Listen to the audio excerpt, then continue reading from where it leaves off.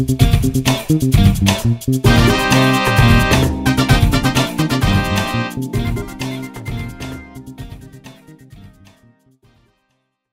a pleasure having you on Sahara TV, Rene. Thank you. Great. Thank you so much for agreeing for this interview. I mean, thank you for inviting me. Get straight down to business. Okay. For those who are unfamiliar with what you do, can you explain what the idea is all about? The Visitor Hospital? Exactly. Basically, it's a charity foundation that was founded by me a few years ago. To help underprivileged people pay their medical bills. So what I noticed was that a lot of people in government hospitals can't afford to pay for just the bare necessities. Medication is as low as 5,000 naira, and sometimes surgeries. So yeah, that was why I set up the charity, and it's just to help people pay their bills. It's such an incredible idea, to say the least, and quite amazing what you've done. Thank you. Where did this idea come from? It's this okay, so I grew up in the UK and I moved back to Nigeria 7-8 years ago.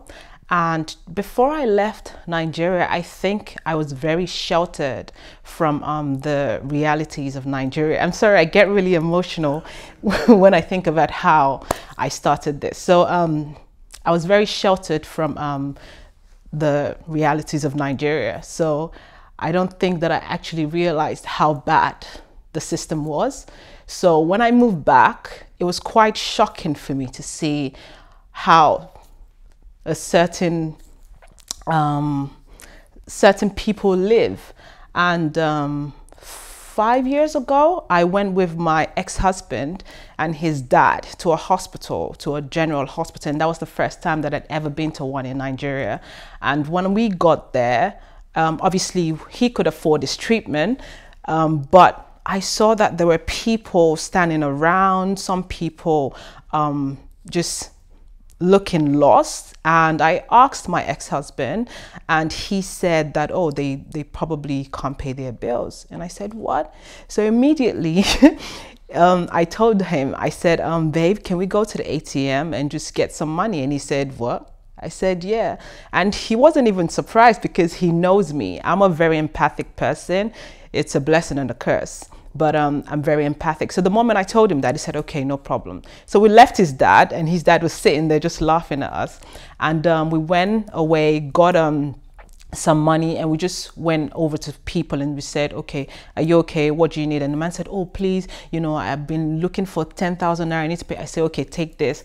And then we went to the cashier post, and we just stood there and we were watching out for people who looked like they couldn't afford to pay, and we just started paying. I think we spent almost 100,000 that day, and that was my personal money. So I'd been doing that for years, and he was supporting me with that as well, until 3 years ago.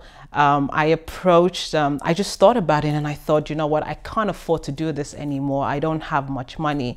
So how else can I do this? So I contacted a friend of mine, Biodun Osikoya, Bizo. And he said, Rene, why don't you just register it, try to get some people together, and then, you know, you can start doing this with them. And I thought, okay, no problem. And since then we got it registered properly, and we've been doing it since then. It's quite interesting.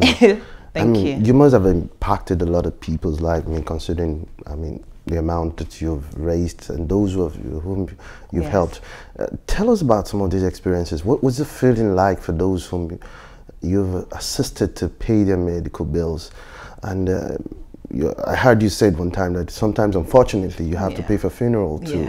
I mean, tell us, how did these people feel? And it's priceless. Wow. Because wow. Sorry about that. Sorry about that.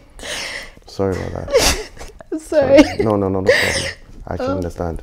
It's priceless because I'm a strong believer in faith. Sorry, and I always tell people that God helps me one way or the other, and I don't know how. I don't think God loves me more than anybody else, but I have faith. So I see that in these people's faces as well when we help them, because they can't actually believe that someone from nowhere has just come to help them out of a situation that they didn't think they could come out of. Because yes, a lot of the times the hospitals do take care of them, and when they're okay, of course they can't leave because they can't pay their bills. So there are times when we have people who have been stuck in hospital for a month or more, and they're just there. The bed and feeding is accumulating every day, and you know, they're going deeper and deeper into debt. So when you come in and you help them out, it's like, oh my God, really? What is going on? And then, for example, yesterday we met this gentleman. He's 22 years old, and he was walking in the middle of the night. This was during election, and he got hit by a stray bullet in his balls. And as humorous as that sounds, it's also terrible because he didn't do anything to deserve that. So anyway, when we met him yesterday and we told him that we were going to pay for his surgery, he broke down. So there was a difference between when we met him, his expression, and when we told him that we were going to pay. Like he had this disbelief in his face, and that person would never forget our organization, because it's a turning point in his life, and he probably would do the same for somebody else. And that is the whole point. It's to encourage people to help without any thought or without any gain.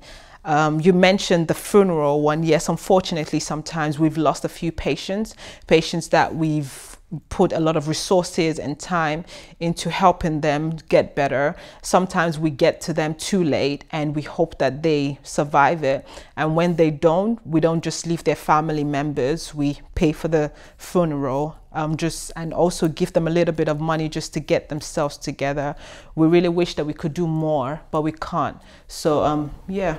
Incredible. I mean, it's quite incredible what you do. Thank you. I mean, how do you get support, for this year project? I mean, I believe you're raising funds as well. Yeah, so it's mostly social media, family, friends. I have dedicated people who every single month they donate to me, to the organization. Then we have strangers as well who just believe in what we are doing, and basically that's it. That's interesting. What are the major challenges or struggles you had to contend with while doing this work? First of all, it was very emotional for me because, as you can tell, I'm a very emotional person. But I realized that someone has to do it. And obviously, I chose to do it. God has chosen me to do it, so I have to do it. Another challenge was also trying to weigh everything, weigh my personal life and my business and everything. And it was a lot of it's still a challenge for me, because a lot of times my business suffers, and that is how I survive. So I'm always between, okay, do I leave this for now and do this? But unfortunately, we visit every single month, so I can't even afford to not do the charity thing. But my personal business, like I said, it suffers a lot. Another challenge is trying to be as transparent as possible. And as the years have gone by, I've learned how to do that. At first, I thought that it wasn't safe to show people our bank balance and, tell them that this is how much exactly we've raised. I don't know why I thought that. I think it's the Nigerian in me. But now we're a bit more transparent, and we're doing more with the website and trying to make sure that we post our monthly reports, post yearly reports as well, just so that people can see exactly what we spend money on, what is left, and how we move forward from there. If there is a suggestion or there is an advice you'd like to give to government, for example, in order to make affordable health care available for people, what would that advice be? I would say just do the right thing. And politics isn't something that I like to get into. I honestly, I find it ludicrous because there's always something else. When you think that what you believe in is this, there's something else underneath that you don't actually understand. And when someone else explains it to you, it's just, everything's just confusing. The reason why I say that is because I have seen hospitals where the government has provided these materials for patients, and it doesn't get to the patient. So where is it going? I've seen it with my eyes. I've also seen situations where the government didn't provide it, and I would like that to be addressed. So there are materials such as syringes, cotton wool, plasters, you know, just the basics. And imagine you've rushed your brother or sister or father or mother to the hospital, and the first thing they ask is, oh, go and buy this, go and buy that. It's just, it's stressful, and it's too much of a, it isn't fair. There are things that are just bare necessities. Just get it done. We're not asking for much. We have amazing doctors and nurses. These people are doing amazing work. And I have seen situations where doctors and nurses have put money together for patients in their care to take care of them. So sometimes I get frustrated with the doctors and nurses because they can be a bit angry and, you know, a bit abrasive with the people, but at the same time, they're also amazing and they do their part. So what I would like the government to do is pay them well, pay the medical practitioners well, and number two, just provide these bare necessities in the hospital and make healthcare as affordable as possible. Thank you very much, Rene. We really appreciate your time. Thank you so much. And wish you all the best, and we hope that you get more support for this cause. Thank you so much. Thank you so much.